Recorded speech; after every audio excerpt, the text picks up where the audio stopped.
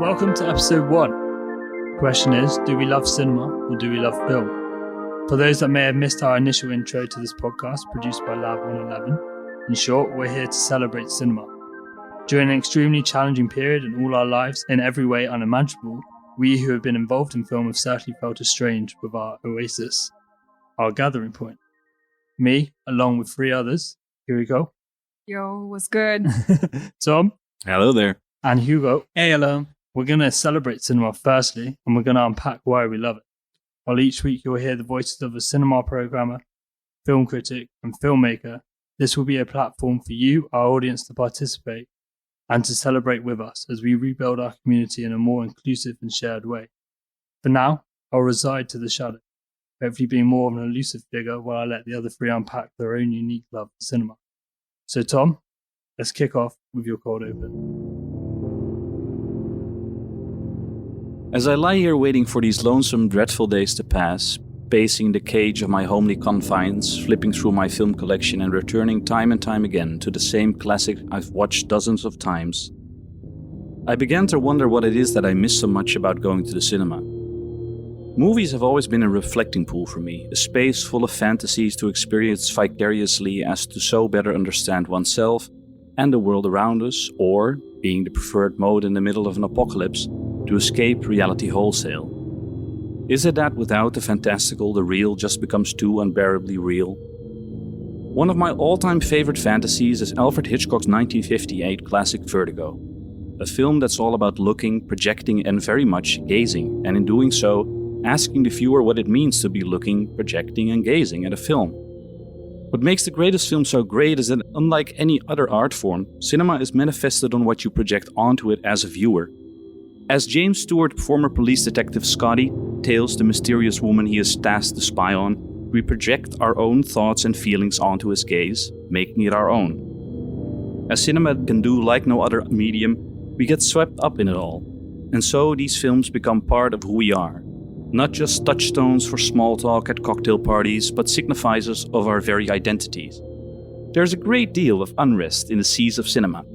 Waves of change are crashing down on everything from the way films are made to how they are screened. But no matter how the climate has changed over the decades, the medium and its brave creators have always proven to be incredibly versatile in navigating any sea change, finding new streams to traverse and tap into. As the programmer of Lab 111, a cinema dedicated to maintaining and celebrating the rich reflecting pool of cinema, I dearly miss the captain's duties on our ship. There's nothing like putting together the puzzle of a film programming and sharing the experience of escaping into films with others in the magical dark of a film theater. I believe that the past year has proven that we need film more than ever. That we need those 24 frames per second to encounter life through fantasy. To escape and dive deeper into ourselves and each other. We need, however different we may be from one another, to share these experiences with others. Because it is in sharing those cinematic reveries we can find what it is truly to be together. As I lie here waiting for these lonesome, dreadful days to end, wishing to return to my beloved cinema and the beloved visitors who frequent it, I'm reminded of 2 Morgan Freeman voiceovers. The first from David Fincher's Seven, which concludes with Freeman stating, "Ernest Hemingway once wrote, 'The world is a fine place and worth fighting for.' I agree with the second part." The other from a sentimental prison drama I need not even name. "I hope to see my friend and shake his hand. I hope." The voice of God. The voice of God. I'm God. Bingo! Yahtzee! Thank you, Tom. That was quite the introduction to this episode, I would say. I don't really know what to say right now. We're all in existential crisis. And maybe it's a good idea to sort of get this conversation going based off what you just said to also, I think it also gives quite an insight of who you are and how you've become a programmer, I would say. Because since you've mentioned Vertigo as one of your favorite films, what does that say about you? Are you also a voyeur just as Scotty is his name, yeah? Yeah. How did that start? That's immediately diving into very personal things. I think I've always been very much interested in how you perceive another person, which is Vertigo is very much about not only projecting onto Well, Scotty is projecting onto Kim Novak the entirety of the first segment of the movie. He's fantasizing about her while not even really knowing her. He's sort of making that woman into the woman he wants her to be. I won't spoil Vertigo, but, and I think that if you take away the sort of male-female relationship that's in there, it does say something very interesting about how we sort of project our own interpretations onto somebody else in general, which is a very difficult thing because if you look at somebody, you think you know who somebody is, but your interpretation of somebody is based on what you bring to a relationship, I guess, to how you perceive somebody is based on your own memories, feelings, stuff like that, which is also very much the case with cinema and looking at a movie, I think. You bring your own thoughts and feelings to a movie, which sort of shapes the film. Film is very different for anybody. But maybe also distorts real life based on what you see on the screen. True. Yeah. Yeah. So Vertigo is like a film about watching film in a sense. Yeah, very much so. For me, at least. Would you say it's your number one? I know this is a very annoying question, but would you say that this is your number one favorite film of all time? Well, we should immediately dive into this horrible thing that what is your favorite film and does that even exist? I think it's a good way of getting to know each other at this moment. For years, I had this very weird thing that I had a couple and I picked the one that made sense in the conversation at that moment. So I had a very pretentious one, which was at that time Pierrot le Fou by Godard. Pierrot le Fou. Bang. Okay. We have a buzzer now. And then a couple of other ones, like Apocalypse Now was in there quite recently. A Serious Man by the Coen brothers was number one. And then at some point I told myself that I had to have a real number one, which was just going to stick. And that became Vertigo. I think it's a very good one to stick with. Thank you. It's an excellent one to stick with, but it's interesting that you say that you had a couple and that you could just pick the one that's most maybe convenient as well in a conversation. Yeah. Like your favorite film is maybe not necessarily your favorite film of all time per se, because it doesn't even exist, but it's more kind of like a performative tool. Like you try to shape your identity based on this one particular film, right? It goes along the lines of what you said earlier of projecting your reality based on whoever's in front of you, sort of shaping your movie preference around that in some way or another. So if you would be put on the spot, Kiriko, what would you say is your favorite film? Damn, I'm so never prepared for this question. And I think I don't have a couple to choose from. I just go with whatever my heart says in that moment. But I think in general, so I really like documentaries, right? That's what I watch most of the time. The films that I like most are very opposing from one another. So on one side, I really like films that are realer than real. So primarily documentaries by, I would say, like Werner Herzog, or one of my favorite films of all time is The Act of Killing. But those films also imply the fantasy of people, real people who are living a life that's larger than their own life. So basically, they're documentaries that go more towards fiction, or at least people who think they believe in some type of fiction world, that are bombastic and big and colorful. So, I mean, I also really like big and bombastic fiction films like Fellini or whatever. But I think it sort of goes somewhere in between real and very painful and beautiful and very colorful. So, yeah, but I don't know if I would have to go with one. I would definitely say The Act of Killing. It sticks with me, and I think about it quite a lot. Like Vertigo, also a film about projecting and about movies in a sense. It's an interesting choice. It's a beautiful film. What do you think the relationship between the real and the bombastic says about you? Damn, I think I also live in a fantasy from time to time. I mean... Well, this year, we've all been living in a fantasy. Not a nice one, by the way. But. Yeah. It's also, I mean, in the end, everyone who loves film is escaping from real life, essentially. And I think I relate to people who believe they're escaping from real life as well. So that's the painful truth. Your preference for documentary or bits of nonfiction, does that also combine with your work as a journalist? Is that maybe also why this overlap is there? Yeah, I think so. Or at least I studied history.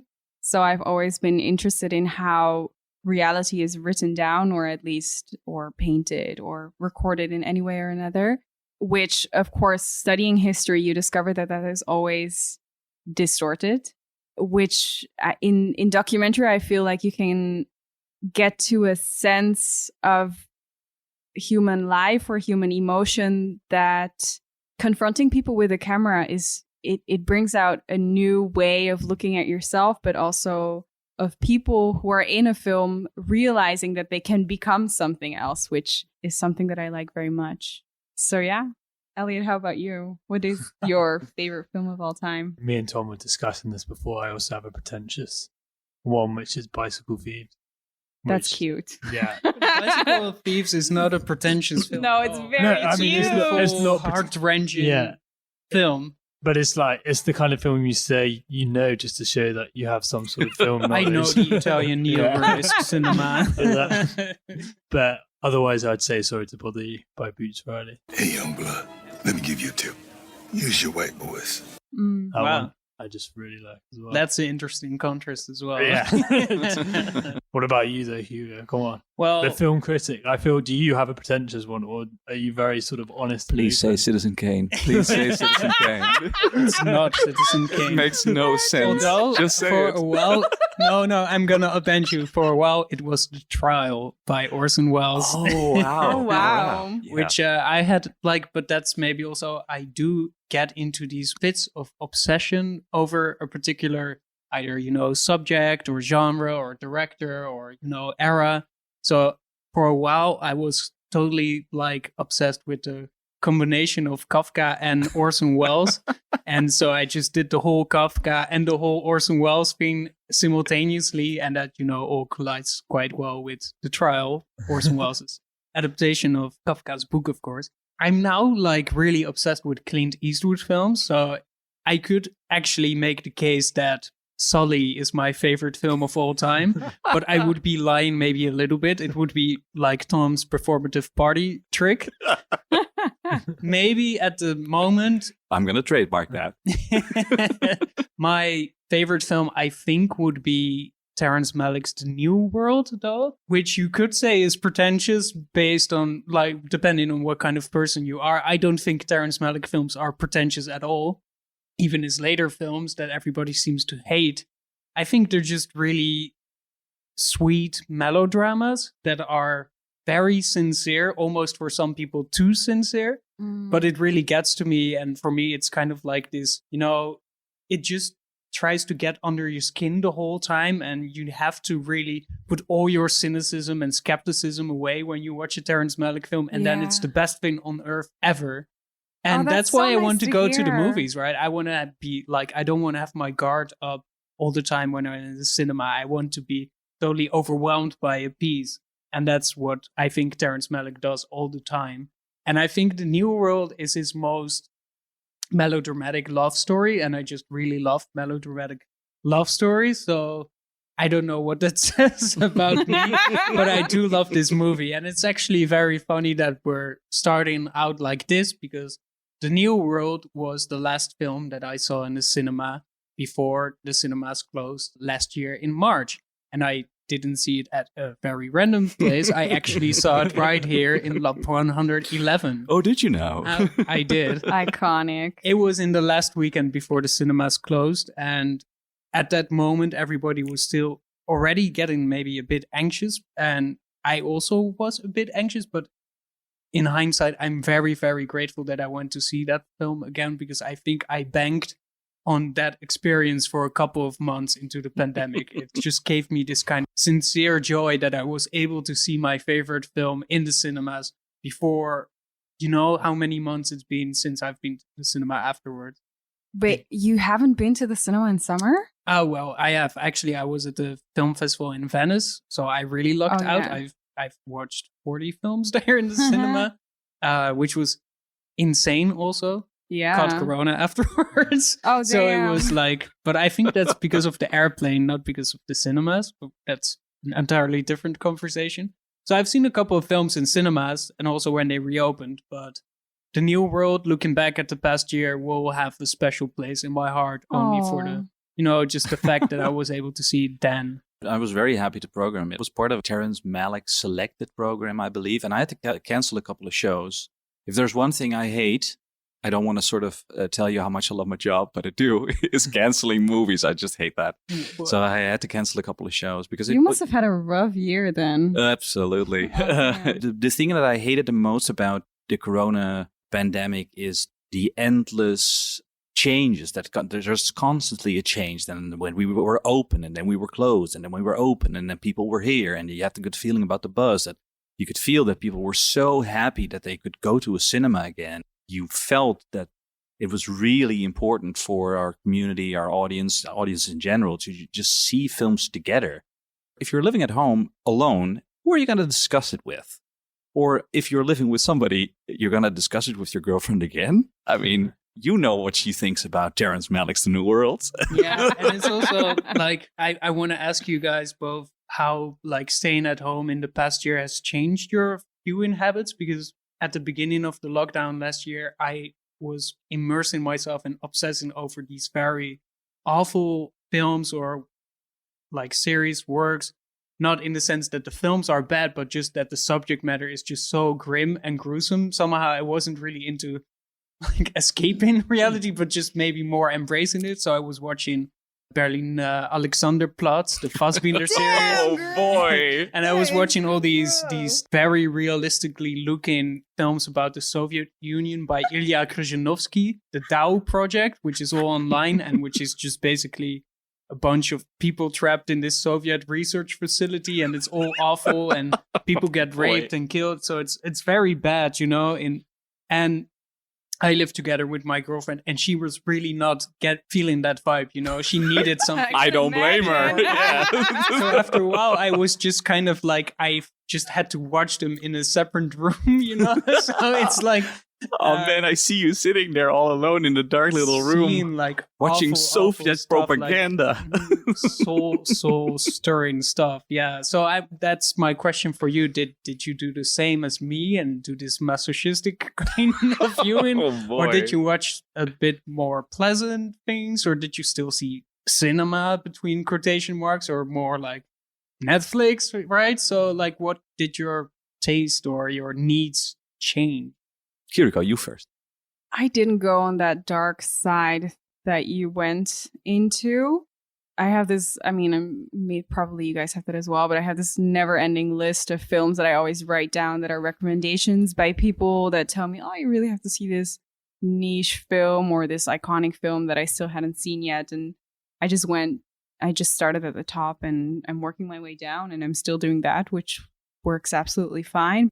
Maybe I did draw towards certain subjects that relate to the vibe that I'm in now during this quarantine. So I'm sort of at this moment, I'm researching silence and the experience of silence, and I'm watching a lot of films about that, which I'm sure is no coincidence in regards of my current living situation. Yeah, but nothing very dark or extremely. Yeah, I wouldn't be able to pinpoint it into one certain category. Yeah, How- well, I am now in a more pleasant state. Just You're so in a you better know, place. For you. like I'm I'm happy for watching you. late Clint Eastwood, which is all still kind of grim, but also very interesting, and they're very, accessible and Hollywood-esque. So don't worry about me. I'm fine. Thank God. How about you, Tom? How are you doing? Well, that's my intake has always been very much everything at the same time. I mean, if you look at the philosophy that I sort of put together for Lab 111 for the cinema, is that I very much believe that everything can coexist together all the time, that there's no real highbrow or lowbrow thing going on. So, and that's also my intake. If I look at this list now, because I had to bring it up, is that I've seen so many weird things mixed together. One thing that I do want to point out is that years and years ago, and I always love this, and that's why I love having watch lists, I was watching an interview with Gene Wilder, like the original Willy Wonka, and he mentioned his favorite movie, which was Random Harvest. And I had fucking never heard about Random that film. It's more like random movie. Random movie, yeah. But I put it on my watch list, and I think it was the first movie that I ever put on a watch list. So when the first lockdown hit, I was like, and now I'm gonna finally sit down and see what this is about. I will now, at this first episode of this podcast, state so that everybody knows this going forward. I am a huge crier. I cry about everything in cinema, and I like very much to be manipulated. If I can feel manipulation working on me, that works very well for me. Random Harvest is completely that. It's a film about a veteran who becomes an amnesiac, who is an amnesiac after the First World War, meets up with a music star, they get into a relationship, and then he has an accident, and he forgets the relationship and goes back, and he remembers everything that his life that he had before that. Well, you can fill in the blanks a bit. Well, he couldn't, but you can. And so it's like this incredibly sentimental American classic from 1942, which completely flopped. So I watched that, but then if to sort of show you a bit how my brain works, the last thing that I saw at home was You Don't Know Me. Know Me is not, it's the name of the girl from the character from Showgirls. Thanks. It's a Versace. Which is like a far too long documentary about if Showgirls is complete crap or if it's a masterpiece. Masterpiece. I would also say masterpiece. But I would say, and that's the thing that the documentary tries to get into, and it maybe also something interesting to talk about, is that it still is shit, but it's a masterpiece, which I find very interesting, that there's like this very sort of interesting group of films, or this sort of, I would almost say a club of films that are, from some standpoints, absolutely deplorably, horribly shit, but still also a masterpiece. I think Sully maybe belongs in this group. You really want to bring Clint into this conversation. Sorry, I'm just going to reference maybe in the coming month Clint every episode, but I think Sully definitely fits in the category. How and why? From one standpoint, all the late Clint Eastwood films look like shit.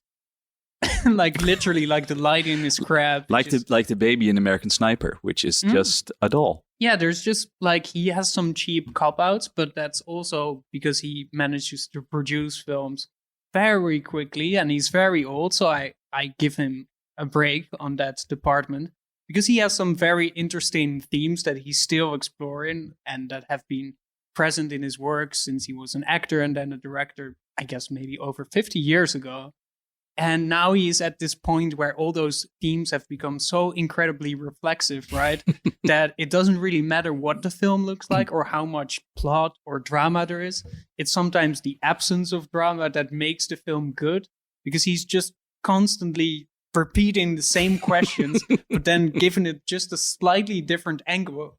I mean, it kind of gets it's just into a this mold where he puts things into theory thing, right? That if you have as an artist, you explore a certain theme and you do that very well and you elaborate on that all the time and maybe make it more difficult all the time because you show new angles. Mm-hmm. It adds up. Like the whole oeuvre becomes this accumulative body of work almost. So the single film in itself is maybe not as interesting as how the film relates to the whole body of film. At least that's what I'm now exploring with Clint Eastwood. I feel like I'm just at the tip of the iceberg. There's all of these things, of course, with the hero's journey that his characters have.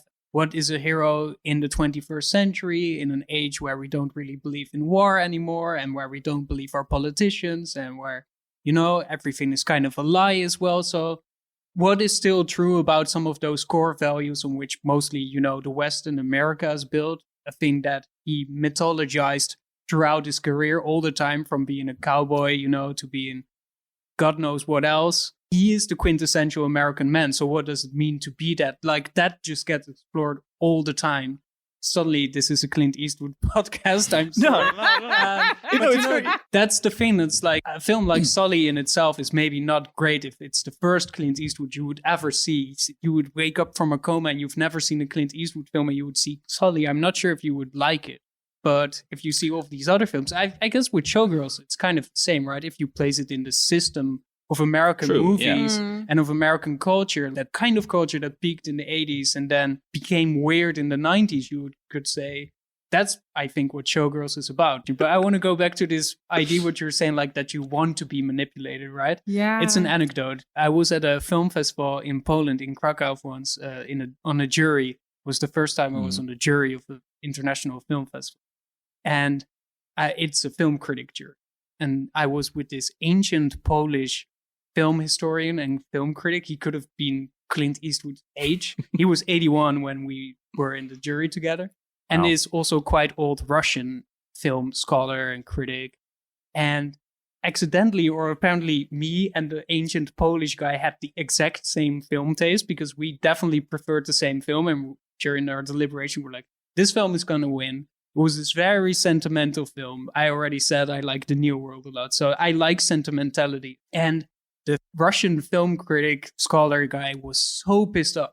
He hated the film, but we just kind of strong-armed him out, put a vote on it, and that film won. And then later he came to me, he approached me when we were alone, and he said, Hugo, I teach my students. And he looked at me like, you could have been one of my students, the age difference. Oh, I teach my students that cinema is nothing else than a play of shadow and light.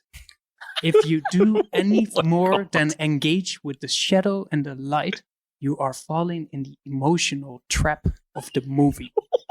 Damn. We don't fall in the emotional trap of the movie. We look at film as film. Wow. I was like, well, I like being in the emotional trap of the movie. So I'm sorry, but... But you know what's funny? That I'm realizing now that I'm totally on his side of the spectrum. Because I have never in my life cried seeing a movie. And I've truly challenged myself, like also during this lockdown, to look at all these films that people have recommended me that they were sure that were going to make me cry. And the moment that I feel wait. You have people who are recommending you films that you're going to cry to? Oh, definitely. But it's also a question that I'm asking That's people a real all the thing time. now. Have you seen The New World? I'm not a Terrence Malick fan, but maybe I should. Maybe it makes you cry. I don't know. It makes me cry every time. I'll definitely give it a try because it's something I also would like to experience. It somehow seems very relieving for a lot of people. And as you say, it's like a very joyous moment for you in some weird way. Yeah, very much so. Also because I feel that the thing is doing that. And I find that incredibly magical. That I'll get this out of the way right now. Yes, I cry right in the middle of The Shawshank Redemption. Although I know that movie is only doing that. That is the only thing the movie is doing. Has completely been built to manipulate your feelings.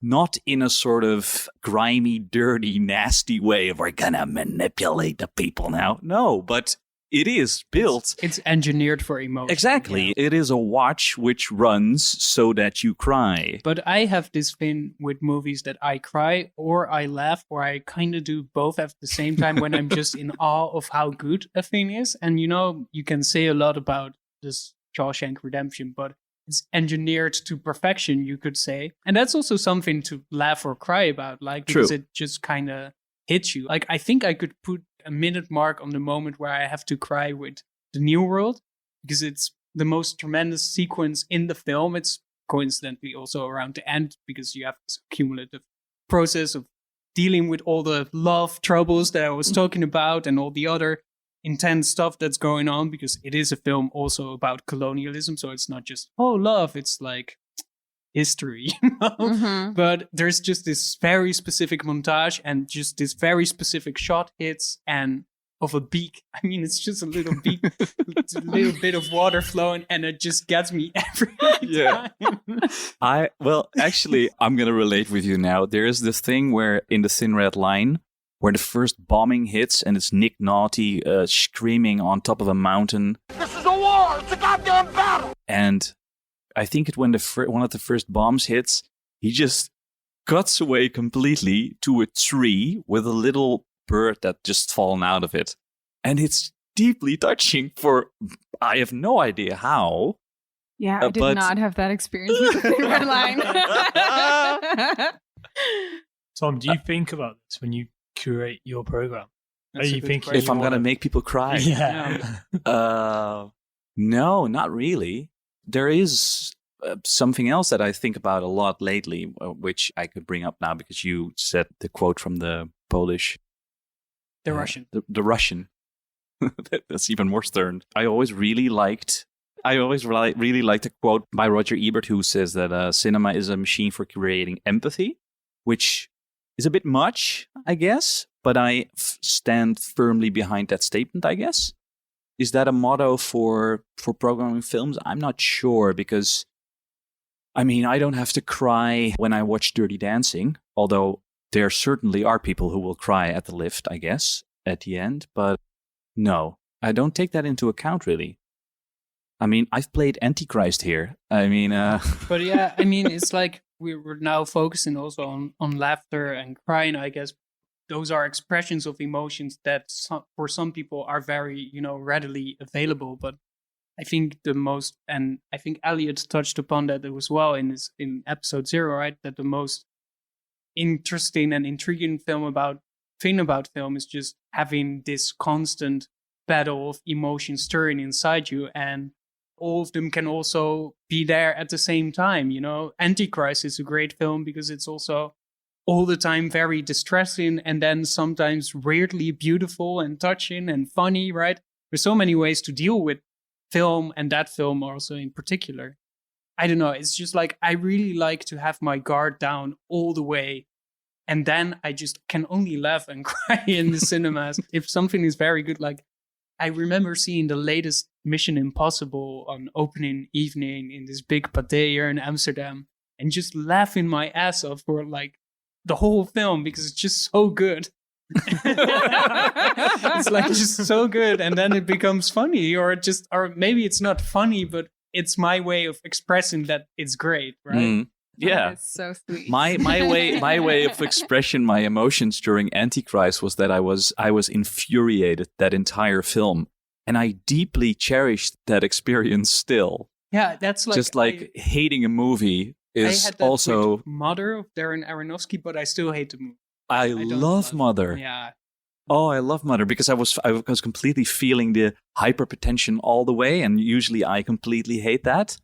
But man, that was just a B movie made by somebody who was actually trying to pose all sorts of questions and not giving any answers. I want to ask, while we're still staying on the subject of sentimentality, what's your favorite moment here at Lab? And sort of relating back to the question of why we love cinema.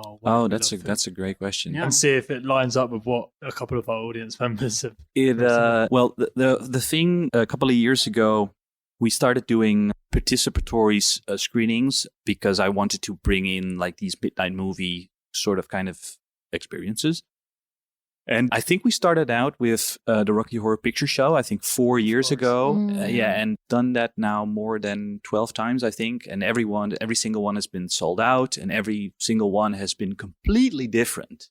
People come up completely dressed up as Frankenfurter, or the best thing was that when we did the first one, there was a guy who came dressed up in four different sort of setups he made. And he just started performing in front of the screen, as is tradition. Sweet, But yeah. I mean, we didn't invite the guy. So the next time we didn't get his number. So we thought like, oh my God, I hope he comes again. Next time he came again. Then we just started inviting him and like sort of like, do you want some drinks? Because you're here again. And so we sort of started a collaboration. And then we later did that at Lowlands as well, inviting him again and stuff like that. But on that note, we also started screening the other masterpiece, which is made of complete shit, is The Room. And Tommy Wiseau's The Room, which is still tearing me apart. You are tearing me apart! Sorry about that. And I remember the first screening we did of that was a sold out one. I read the book by the guy who plays Mark. What a story, Mark! The book is a great story. And it was a completely rowdy crowd. And I sat in the middle with some colleagues of mine, all sort of holding those spoons. All pictures in his house are frames featuring spoons for some reason. And the tradition is with these screenings that you throw spoons and you scream, spoon, spoon, spoon. And while sitting there, like people throwing spoons and stuff like that, I was like, this is by far the strangest experience I've ever had. It feels like spoon, spoon, spoon. Like a religious one, like the complete amalgamation of what it feels like to be together with other people sharing something. But what we're sharing is horrible. And it's not like a pain thing or something like that. Like you're feeling the pain of this guy who made this deeply shit film that's also just great in being terrible. But I don't know. It's hard to describe. I now picture all these people in a house of worship, and then the guy goes to the next one like, yo, this is low-key crap, right? And I was like, yeah, I know, right? That's why we love it. Yeah, I think that was my most memorable experience here because, I mean, that was so out there. Feels like you've created a very safe space here at Lab 111. It's 111 is maybe too safe for some. Should we hear what some of our audience said? Yeah, I would love to hear some. Okay, so we had Zuby7A, who said, when I saw all the Ghibli movies for the first time ever at a lab in the summer of 2018, it was a magical summer. Was it a magical summer for you that year, Tom? Well, I think that really put us on the map. Not for some reason. I mean, it showed that Miyazaki and Ghibli are so extremely beloved by such a huge, very diverse crowd. It's funny that people always say that we screened all of them. And we didn't, but there's so many. But there are so many. Well, I don't know if that would be good news or bad news for Zuby. This other one I really like, again related to Lab. I've missed Victoria and all the possible festivals and occasions. And then you, Tom, brought it to Lab 111. She stresses you with English subs. And I remember sitting in the cinema and feeling this long anticipation of, oh, now it will finally happen. And then I got lost, completely enamored by a film that doesn't stop. I love this remark because there's no cuts in there. And the thing that, of course, cinema does so beautifully is that it cuts and cuts and cuts, and your mind, for some reason, knows what's going on. But what I liked about the remark is that is, of course, the thing that you miss when you're watching a movie at home. Something always cuts in, your life cuts in, which doesn't really happen when you're at a cinema, of course. You're much more focused. Mm-hmm. I always start doing the dishes, and then at some point I was like, what? I'm watching Mank. How am I doing the dishes now? Well, to be fair, Mank deserves to have the dishes washed at the same time. Yeah, there were a lot of moments in Mank where you could exactly just do the dishes. Great dishwasher movie. I played Mank on my dishwasher's little LCD screen. Fincher's so happy with you. Like Fincher intended.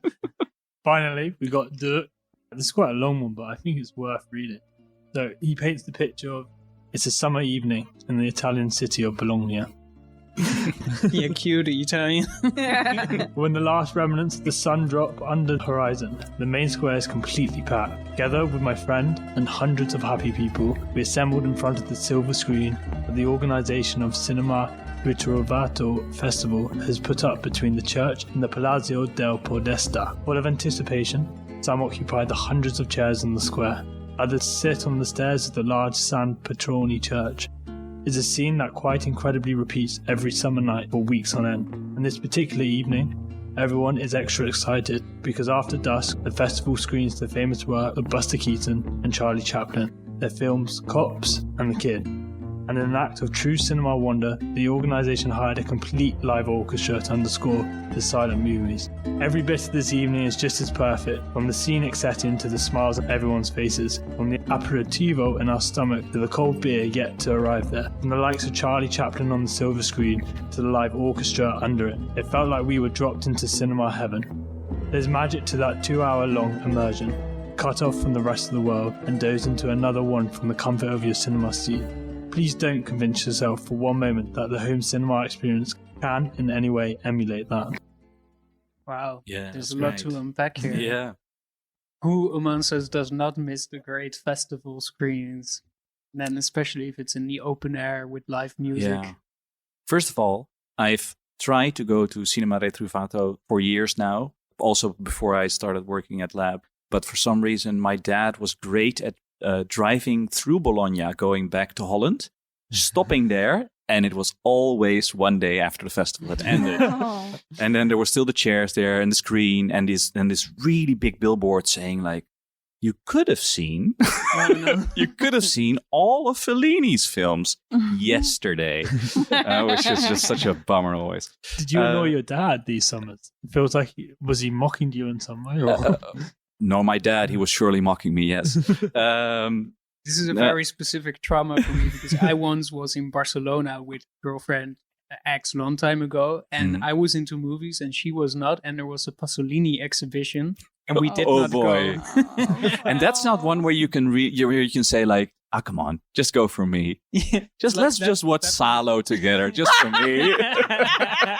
It was the exhibition. It was not this film screen. Well, it's a trauma. It's triggering. Boy. I now have to think of a thing that I was listening to another podcast, which we won't advertise, where Quentin Tarantino was describing screenings of Salo at his cinema in the New Beverly Cinema, and that there's always, when that movie is screened, some uproar, and that he was saying like this is something that only happens in cinemas. That for some reason that the togetherness can be a powder keg of people. And then he just describes a woman standing up in the middle of Salo and screaming, Pasolini was killed in a small town in Italy. Good for him. And I was like, oh boy. Oh boy. And it shows you how cinema can just get under your skin. The Rotterdam Film Festival was last week online, and I really miss people shouting in Rotterdam at the screen. Like, I remember a person, I don't even remember the film, but I only remember a person standing up and shouting, "You are all perverts," and then walking away. I miss being with my fellow perverts on the film festival scene. I know, right? So has this discussion sort of left you really missing cinema? Yeah, I do really miss it. I think all of us understand why we're not doing it all the time right now. But I do feel like everybody is very ready to go back to cinema screening room. There's also a lot of films in the Netherlands that should have been released that aren't, that are actually really good, that I'm really looking forward to. Some of them that I've also only seen at home, which the films don't really deserve. Some of them, like there's this great film called Beginning, which is apt title for our first podcast episode, by this Georgian director, Dea Kolumbagashvili. And it's this very, stern framing, very slowly composed film that in a way so meticulous, but a lot of that magic does get lost when you watch it at home. So when the cinemas reopen, I'm definitely going to look up that one as soon as possible. But yeah. And you, Kiriko? I think I've sort of settled a small home cinema setup, and I've really tried to recreate that experience as much as I can at home. So I have this really huge screen in my living room right now, and I try to get as much popcorn in my home to watch films, which I never do when I go to the cinema. So it's kind of silly. It's more nostalgia. But having this conversation now, it also made me think of many experiences that I had in the cinema in the past. And yeah, I have to say I'm really sad that we can for now just talk about this and not relive it. But it's something to look forward to, definitely. Finally, Tom.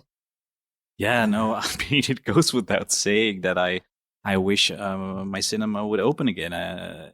I last year was just incredibly rough. I was happy that we were open again. I was happy that to see the people, and then I was sad again because I had to see them go. I do, as you guys said, it's a safe place. I do think we kind of created a safe place for people to.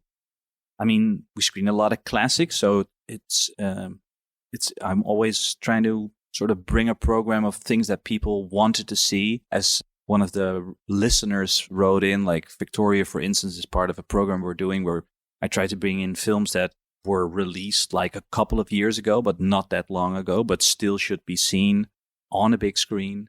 I mean, Victoria is a very good example, for instance, of a film that should be enjoyed on a big screen in focus without cuts.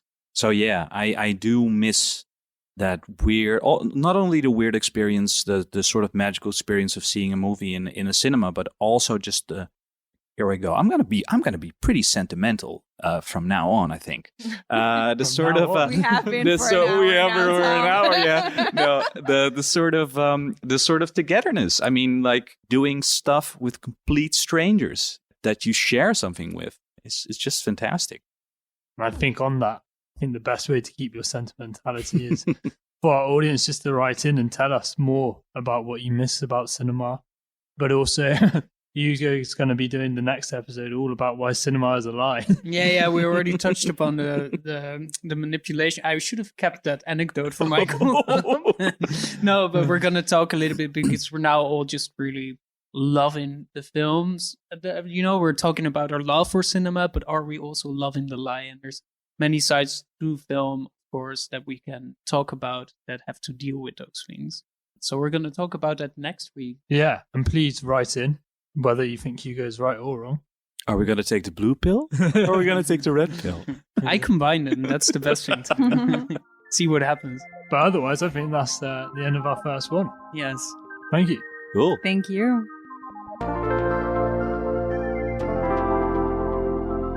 And that's a wrap. Thank you very much for listening to our first show. We hope you enjoyed it. It was a roller coaster.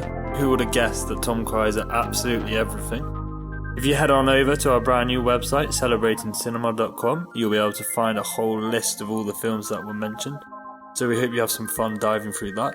Otherwise, if you have any questions, suggestions, feel free to email us at celebratingcinema@lab111.nl. Thank you very much, and we hope you look forward to joining us on this crazy old ride. Thank you.